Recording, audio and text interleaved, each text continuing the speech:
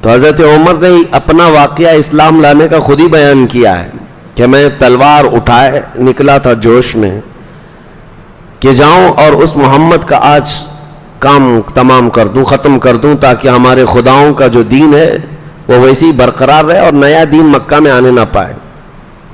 وہ جب جا رہے تھے راستے میں بنو زہرہ ایک قبیلے کے شخص ہیں، وہ صحابی تھے، مومن تھے۔ انہوں نے دیکھا کہ عمر کہاں جا رہے ہیں، بہت غیظ و غضب میں ہے، روک کر کے پوچھا کہاں جا رہے ہو؟ کہا اس صحابی کا، یعنی دین سے پھرے ہوئے آدمی کا میں قتل کرنے جا رہا ہوں۔ حضور کا اشارہ کیا تو اس صحابی نے دیکھا کہ ان کا ارادہ بڑا سخت ہے اور حضور صلی اللہ تعالی علیہ وسلم کے قتل کے لیے جا رہے ہیں، تو انہوں نے ان کا راستہ روکنے کے لیے کہا کہ کیا ہوگا تمہیں قتل کر کے، کیا ملے گا؟ اس طرح ان کو ٹالنے لگے تو حضرت عمر اور غصے میں ہے، کہا لگتا ہے تم بھی بے دین ہو گئے ہو، تم بھی ہمارے آبا و اجداد کے دین سے پھر گئے ہو، میں تمہارے ساتھ بھی وہی کروں گا۔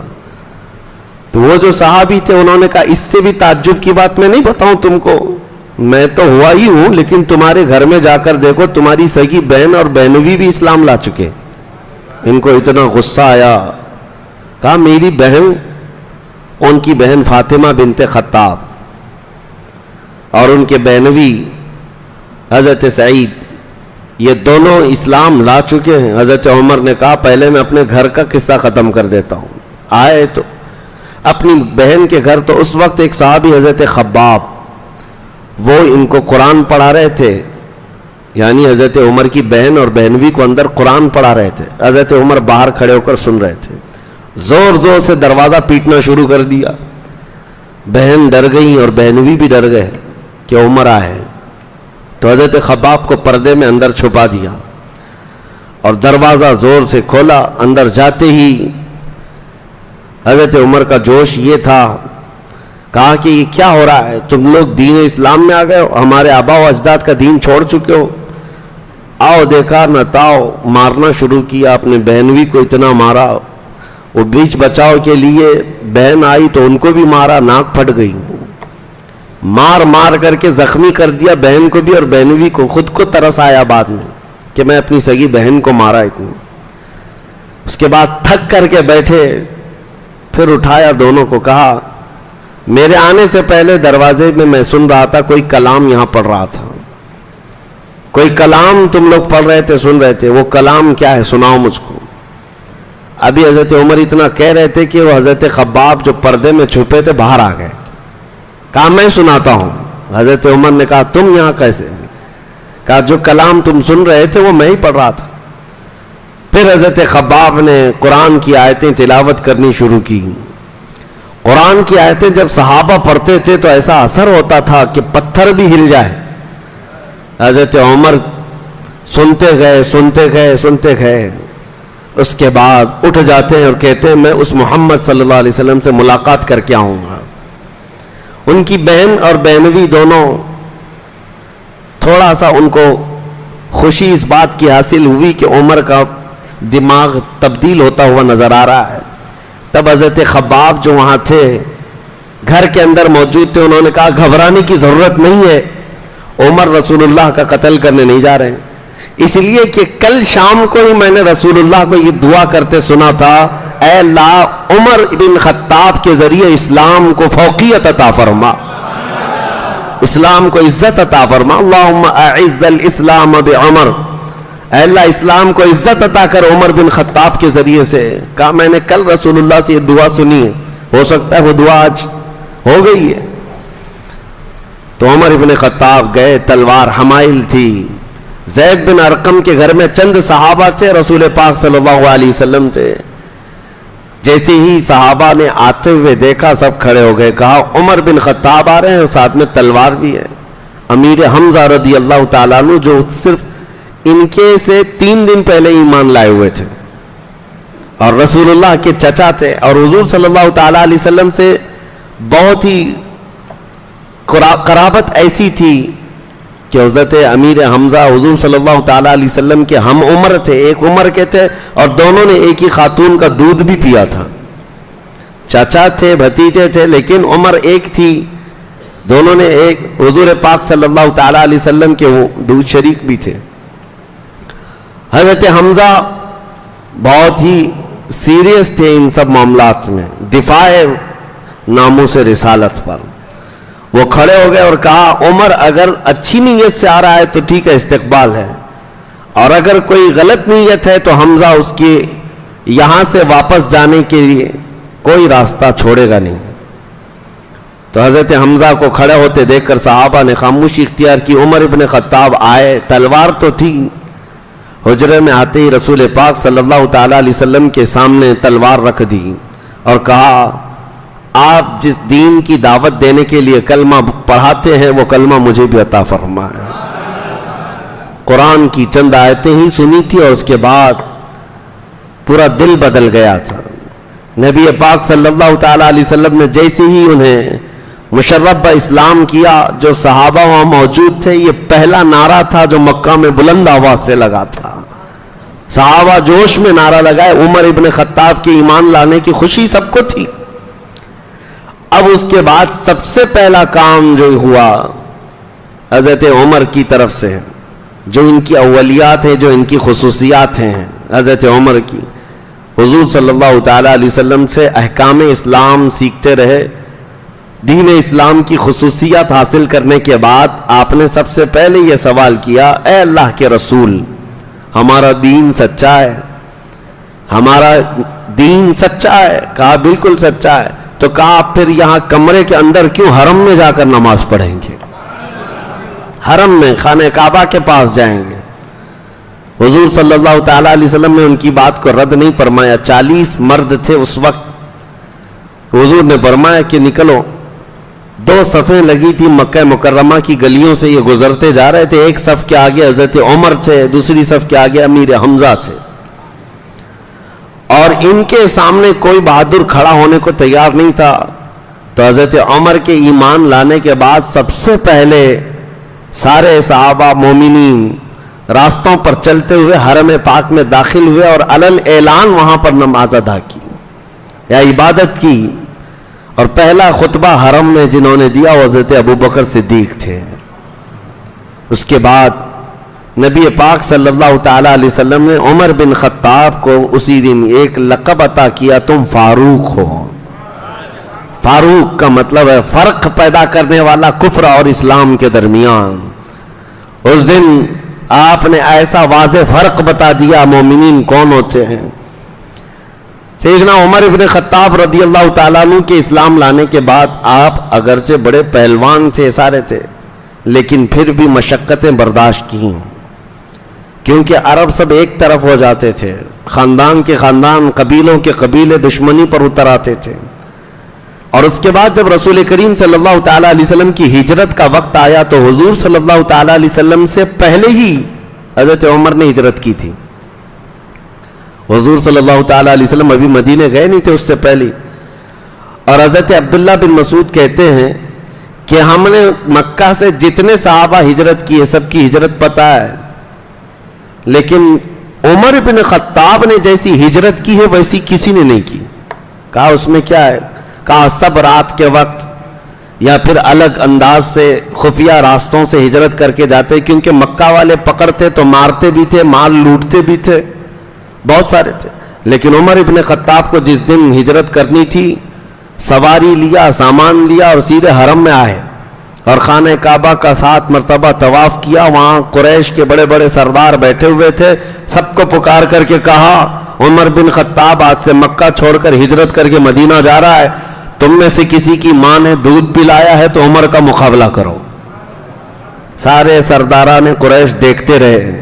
حضرت عمر طواف کر کے شاہانہ انداز میں ہجرت کر کے چلے گئے، کوئی آپ کو چھو نہ سکا. سیدنا عمر فاروق رضی اللہ تعالیٰ عنہ ایک مرتبہ ابو جہل کو دروازے کے پیچھے حضور صلی اللہ تعالیٰ علیہ وسلم قرآن سنا رہے تھے صحابہ کو، کھڑکی میں کان لگا کر کے سنتے ہوئے دیکھا. حضرت عمر نے دیکھ لیا، پیچھے سے آ کر کے اس کو پکڑا، کہا مامو جان کیا سن رہے ہو؟ اس نے کہا اچانک سٹپٹا گیا, قرآن سن رہا تھا جبکہ کٹر دشمن ہے اور ادھر سے قرآن بھی سن رہا ہے. پوچھا کیا سن رہے ہو؟ کہا وہی جو محمد صلی اللہ علیہ وسلم پر اترا ہے. کہا کہ اچھا لگ رہا ہے. کہا عمر کسی کو بتانا مت, اللہ کی قسم اس سے بہتر کلام میں نے سنا ہی نہیں. خود ابو جہل کہتا ہے اس سے بہتر کلام میں نے سنا ہی نہیں. پھر آپ نے کہا ایمان لے آ جاؤ پھر اسلام میں. کہا نہیں, ناک کی بات ہے, ناک کا مسئلہ ہے. میں اگر اسلام لے آیا تو پرانی دشمنی کا کیا ہوگا, اور ہمارے قبیلے اور ہمارے خاندان کے لوگ کیا سمجھیں گے. یہ کیا سمجھیں گے والا مسئلہ کئی لوگوں کو لے کر ڈبو دیتا ہے. بہت سارے اسی گمراہی میں مر جاتے ہیں. اسی لیے میرے عزیزو, حق کی تلاش میں یہ مت دیکھنا کہ قوم کیا کہتی ہے, عوام کیا کہتی ہے. بہرحال سیدنا عمر ابن خطاب رضی اللہ تعالیٰ عنہ ہجرت کر کے مدینہ طیبہ تشریف لے گئے. آپ کی خصوصیات بہت ہیں, آپ کے فضائل و مناقب بھی بہت ہیں. اب چونکہ تاریخ اسلام ہم لے کر کے چل رہے ہیں شروع سے, اور کربلا تک کی تاریخ آپ کو سنانی ہے انشاءاللہ, تو یہ ہمارا سفر چل رہا ہے تو اب دور فاروقی میں آ گیا ہے. ظاہر سی بات ہے تاریخ اسلام میں اگر حضرت عمر کا نام نہ آئے تو اس تاریخ مکمل بھی نہیں ہو سکتی. بلکہ میں یہ کہتا ہوں کہ ایسی بنیادیں ہیں تاریخ اسلام کی. لفظ تاریخ بھی اگر میں آپ کو کہوں, لفظ تاریخ یہ بھی حضرت عمر فاروق رضی اللہ تعالیٰ عنہ کی قائم کی ہوئی ہے. جو آج ہم ہجری تاریخ لے کر کے چل رہے ہیں, ابھی محرم کی یہ تاریخیں چل رہی ہیں, اور اب سال کون سا چل رہا ہے, 1445. مسلمانوں کو یہ بھی یاد ہونا چاہیے, یہ جو ہجری سال ہے یہ حضرت عمر فاروق رضی اللہ تعالیٰ عنہ کا قائم کیا ہوا ہے. تو ظاہر سی بات ہے جس نے تاریخ کی بنیاد رکھی, پھر جب تاریخ بیان ہو تو اس کا بیان تو ہوگا ہی. لیکن سیدنا عمر ابن خطاب رضی اللہ تعالیٰ عنہ کے فضائل و مناقب بیان سے بہت زیادہ ہیں, بہت زیادہ ہیں. بس ان کی فضیلت میں اتنی بات کافی ہے کہ میرے آقا صلی اللہ تعالیٰ علیہ وسلم نے فرمایا, کل جیسے میں نے ایک حدیث بتائی تھی حضرت ابو بکر صدیق کی فضیلت میں اتنا کافی ہے کہ رسول اللہ صلی اللہ علیہ وسلم نے فرمایا جتنے لوگوں نے میرے ساتھ احسان کیا میں نے سب کے احسان کا بدلہ چکا دیا سوائے ابو بکر کے. یہ ان کی فضیلت میں کافی ہے. اللہ کے نبی نے فرمایا. عمر ابن خطاب رضی اللہ تعالیٰ عنہ کی فضیلت میں اتنی بات کافی ہے کہ میرے آقا نے فرمایا اگر میرے بعد کوئی نبی ہوتا تو وہ عمر ہوتے, لیکن میں خاتم النبیین ہوں, میرے بعد کوئی نبی نہیں ہوگا. تو یہ اتنی فضیلت کافی ہے. بلکہ حضرت کعب احبار رضی اللہ تعالیٰ عنہ وہ فرماتے ہیں کہ حضرت عمر کی پوری زندگی دیکھو تو بنی اسرائیل میں ایک بادشاہ تھا, اس بادشاہ سے ملتی جلتی ہے ساری اسی طرح سے. اور آپ کے اوصاف حمیدہ, آپ کے خصائل, آپ کے مناقب, آپ کی فضیلتیں صرف احادیث میں نہیں ہیں, تورات و انجیل میں بھی آئی ہوئی ہیں. پرانی کتابوں میں بھی حضرت عمر فاروق رضی اللہ تعالیٰ عنہ کے متعلق بشارتیں آئی ہوئی. یہ جو صحابہ ایمان لائے یہودیت سے یا عیسائیت سے, انہوں نے کہا ہے کہ ہم نے مقدس کتابوں میں یہ تذکرہ سنا ہے, اس اعتبار سے حضرت عمر کا تذکرہ تھا. یہ عزیزان گرامی وقار, سیدنا عمر فاروق رضی اللہ تعالیٰ عنہ کی فضیلت میں میرے آقا نے جو فرمایا کہ جس راستے سے عمر گزرتا ہے شیطان اس راستے پر نہیں آتا, ان کی خوشبوؤں سے شیطان بھاگ جایا کرتا ہے. بس یہ ہے کہ آپ کی طبیعت میں تھوڑی صلابت تھی, سختی تھی, وہ فطری تھی, بچپن سے تھی. اسی وجہ سے جب حضرت ابو بکر صدیق رضی اللہ تعالیٰ عنہ کی وفات کا وقت قریب آیا, اور جب آپ نام لے رہے تھے عمر ابن خطاب کا کہ میں چاہتا ہوں کہ میرے بعد عمر ابن خطاب تمہارے امیر مقرر ہو, خلیفہ ہو, تو جو صحابہ تھے ان میں سے ایک صحابی آیا اور کہا امیر خلیفہ رسول اے ابو بکر صدیق رضی اللہ تعالیٰ کیا کر رہے ہیں آپ, عمر ابن خطاب کو ان کی سختی کے آگے کون ٹک پاتا ہے, ان کی صلابت اور ان کا جو سخت مزاج ہے وہ کیسے ہانکیں گے تو حضرت ابو بکر صدیق رضی اللہ تعالیٰ عنہ نے اس وقت بیماری کے عالم میں ہی تمام صحابہ اور مومنین کو ایسا قائل کیا اور فرمایا کہ یہ دین مصطفیٰ ہے، نبی کریم صلی اللہ تعالیٰ علیہ وسلم کا لایا ہوا نظام ہے، اس نظام کے لیے صلابت اور سختی کی بہت ضرورت ہے، دین اسلام کی سرحدیں بڑھتی جا رہی ہیں۔ صحابہ نے پھر محسوس کیا کہ اب ہمیں ایسا امیر بھی چاہیے جو اتنا سخت ہو، اتنا سخت ہو، اور سختی کس بات میں؟ صرف شریعت مصطفیٰ میں، باقی اپنی ذات کے لیے، اپنے نفس کے لیے نہیں۔ تو صحابہ نے بالاتفاق آپ کو امیر مقرر کر لیا تھا۔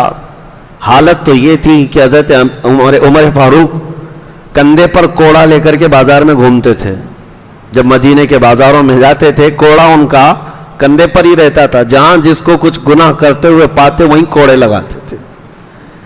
شریعت مصطفیٰ میں کوڑے کی بھی ضرورت پڑتی ہے۔